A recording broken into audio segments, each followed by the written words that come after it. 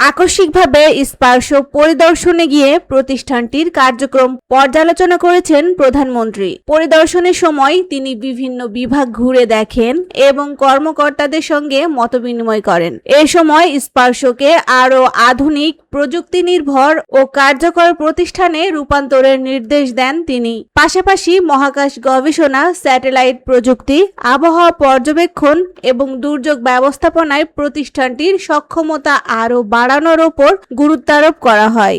সংশ্লিষ্টদের উদ্দেশ্যে প্রধানমন্ত্রী গবেষণা কার্যক্রম জোরদার, দক্ষ জনবল গড়ে তোলা এবং আধুনিক প্রযুক্তির ব্যবহার বাড়ানোর আহ্বান জানান। পরিদর্শনের সময় চলমান কার্যক্রম এবং ভবিষ্যৎ পরিকল্পনা সম্পর্কেও তাকে অবহিত করা হয়। সরকারের লক্ষ্য অনুযায়ী বিজ্ঞান ও প্রযুক্তি খাতে সক্ষমতা বৃদ্ধি এবং আধুনিক গবেষণার মাধ্যমে দেশের উন্নয়নে স্পার্শর ভূমিকা আরও শক্তিশালী করার বিষয়টি গুরুত্ব পেয়েছে।